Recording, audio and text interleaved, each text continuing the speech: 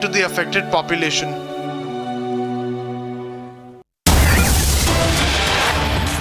All right, we have breaking news coming in right now, viewers. This is coming in from Gujarat, Surat, where a 4-story building has collapsed and several people are feared trapped in that building. So that is you can see those visuals coming in, viewers. The rescue operation is underway.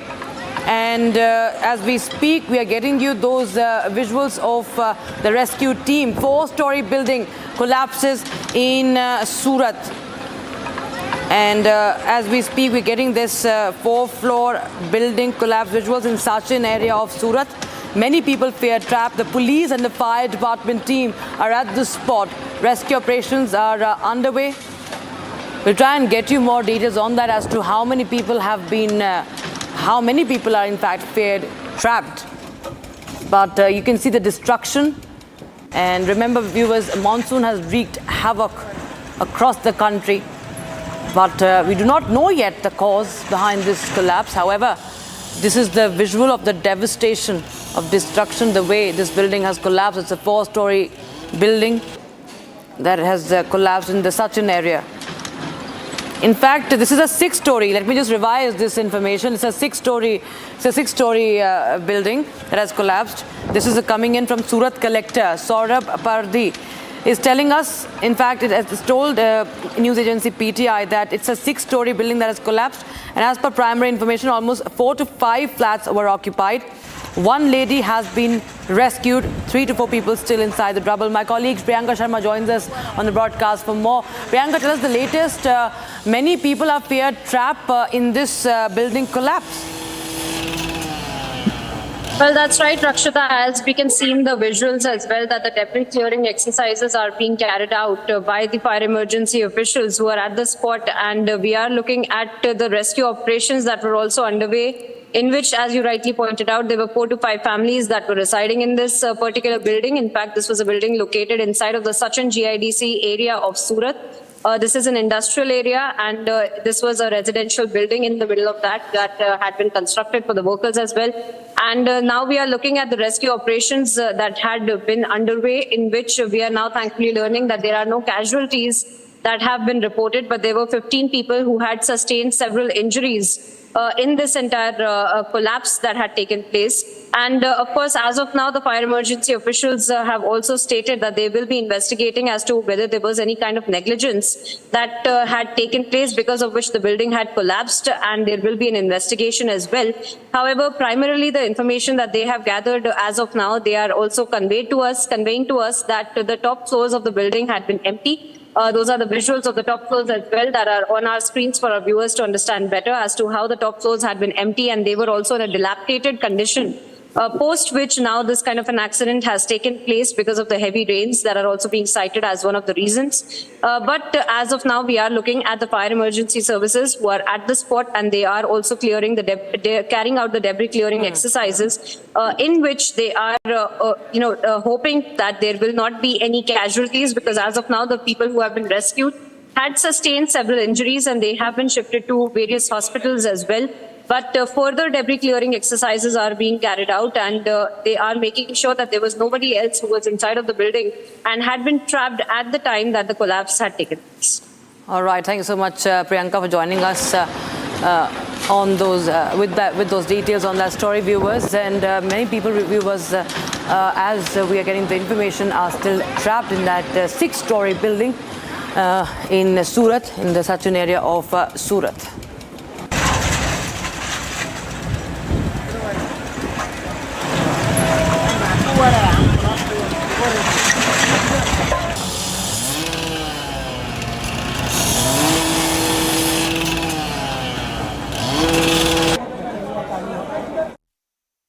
Focus back to the stories lined up for you. The Amarnath Yatra, which began earlier this week, has been temporarily halted due to rainfall. And remember, the 2 routes, both the routes in fact of Pahalgam and the Baltal, have been right now suspended, given the fact that there is heavy downpour being experienced, and for the sake of safety of the pilgrims, this decision has been taken. Take a look at this report to know the latest.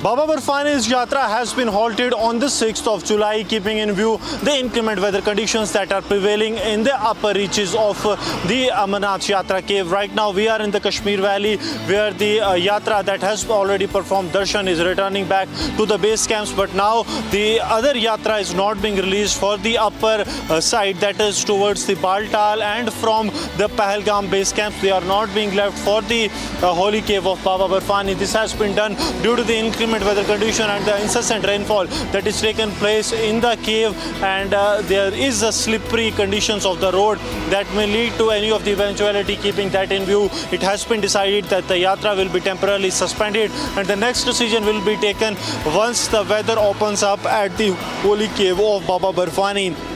It's pertinent to mention that close to 1.5 lakh pilgrims have already paid the darshans of the Baba Barfani this year.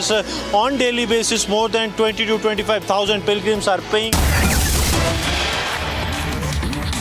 Breaking news, those are the live visuals coming in from Hyderabad as Andhra Pradesh Chief Minister N. Chandrababu Naidu and his Telangana counterpart Revant Reddy are right now meeting in Hyderabad. And this meeting, of course, will see discussions to resolve the pending issues related to the bifurcation of Andhra.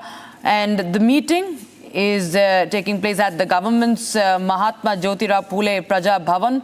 And there you have exchanging pleasantries, all the leaders of both the sides there. You can see Revant Reddy and ushering Chandrababu Naidu inside the hall. And this is a key Andhra-Telangana meeting, the first time Chandrababu Naidu meeting Revant Reddy after being sworn in as the Chief Minister of Andhra Pradesh for a fourth time now. And Revant Reddy is going to host Chief Minister Chandrababu Naidu in Hyderabad, meeting to discuss the bifurcation of an undivided Andhra. My colleague Aneri has joined us on the phone line for more. Aneri, tell us more about this meeting. We are seeing these latest visuals coming in. Revant Reddy and Chandrababu Naidu both walking in together towards the hall. Seem to have lost that connection, but viewers, as I was telling you, this is a key meeting between Andhra Chief Minister and the Telangana Chief Minister in Hyderabad, and this is of course, important issues on the bifurcation. To iron out some of the issues connected with the bifurcation will be discussed here.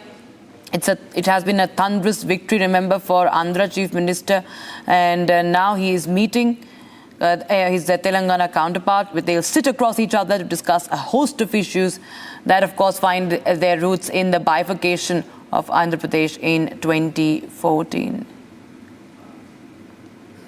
And we slip into a short break, viewers, but don't go anywhere. On this Saturday evening, we'll continue to get you the latest on all the top stories we're covering, including this key Andhra-Telangana meet, as the meet is all set to begin. Chandrababu Naidu has just arrived at the meeting venue.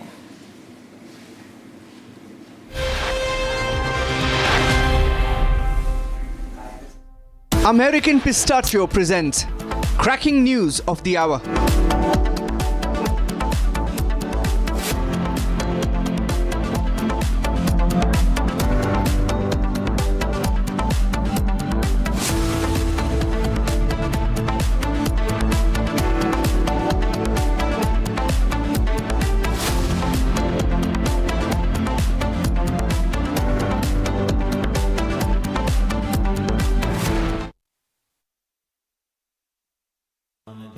Amity has been ranked India's #1 private university in the recently released Education World Rankings. A testimony to Amity's globally benchmarked standards in education.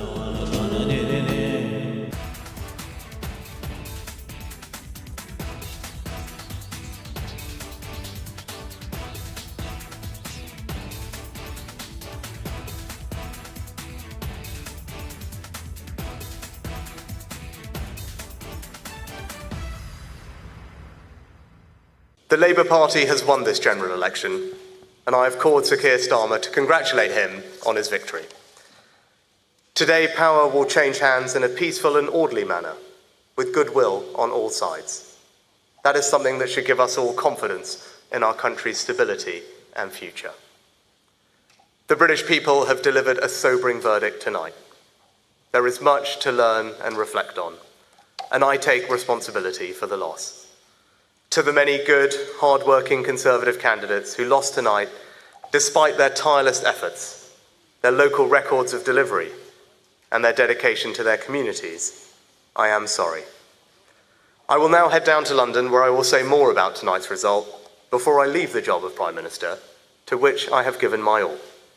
I will then return here, to my family's home, and I look forward to spending more time with you all in the weeks, months, and years ahead. Thank you. From Asia's largest news headquarters, setting the agenda for Bharat.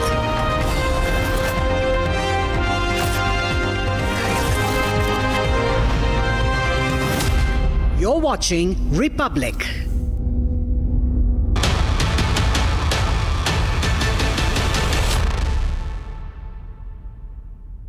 Hello and welcome viewers. In a time of tight competition, trendsetters and influencers, it is not a small feat to make your mark with a difference. This is Pragya Bakshi Sharma and I am being joined by one such personality who has taken the internet by storm. 11-year-old Maya Neelakantan is first rocked the floor at America's Got Talent, and now her audition tapes have gone viral on social media. Her performance got every single person in the audience rocking to the strings of her Gibson guitar. Simon Cowell gave her the moniker the Rock Goddess. Maya, welcome to Republic. How are you? I'm doing really great. How are you? I'm great, thank you. Maya, your video was shared by Anand Mahindra and by many others across social media platforms. And ever since Simon complimented you as the Rock Goddess, that name has stuck with you everywhere you go. So how are you taking it all in? Well, it's really a lot. While I was on stage and I heard him say that, there was so much going on at that time, it was hard to process. But now everybody calling me a rock goddess, I'm so happy about it. So that's kind of like my new name. I'm really curious, Maya, and so are the viewers, that how and why did you choose America's Got Talent? It's really a moment of pride for us that a girl who hails from the East has become a rock guitar sensation in the West. Is that what you were aiming for, or did it happen by chance? Actually, AGT had invited me to come play for them. So they asked me if I would like to come for their competition. So I thought, why not? And then I went. And I'm actually really glad that they called, because I wasn't really thinking about auditioning. And something that I want to achieve from AGT is to introduce many people, even from overseas, about Carnatic music. Because when most people overseas listen to Carnatic music, they'll think it's something related to Bollywood. But now, because of AGT, I can introduce them to what Carnatic music really is. So that's something really great that I want to get from AGT, and I'm so happy that I did.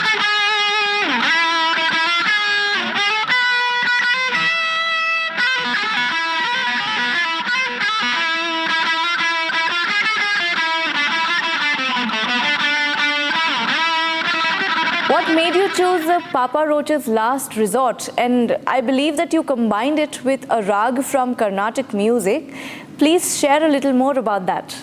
Yes, well, I was having a lot of meetings with the music producers about what song to do. So they gave like a list of like 3 songs. And then I actually chose Last Resort because I really like that song. And that's the first song that I learned in the guitar that was in the tuning of drop D. And so I was playing that song when I was like less than 8 years old, I think. So I thought Last Resort would be a really great option. And I wanted to merge that with the Carnatic music. And then I found out that both of them can go really well together. So then I started working on Last Resort. Maya, this is the result of how many years of training? Because your skill is a combination of Carnatic and Western music. And both are very intense art forms in their own right. For how many years have you been training, and how many hours did you spend every day to train? Yes, well, I actually first started playing guitar when I was 6 years old. So it had started a long time ago. And from that, my appa used to play a lot of Carnatic music. I used to hear it a lot. And also a lot of heavy metal music in the car too. I really liked heavy metal because of how energetic it was. So then at 6 years old, I started learning that on the guitar. So I really enjoyed it, and I didn't do the traditional way of going to guitar classes, but I actually started by learning my most favorite songs, and then kept going to harder and harder songs from there. And when I was 8 years old, I discovered the band Tool, which was like a fully different musical genre of its own. And I was feeling like there was something missing. I felt like there was something missing. And ever since I was like 2 years old, I also really enjoyed Carnatic music too. But I always thought Carnatic music was done in vocals because that's how everybody does it. And I was just thinking that it would be really cool if you could do something like that on a guitar. And then I saw a video of Guitar Prasanna playing Carnatic on a guitar, and I was like, yes, this can. So I've actually been learning from him for 2 years now. So I've been practicing Carnatic for a very long time. So that's how I got to all of this.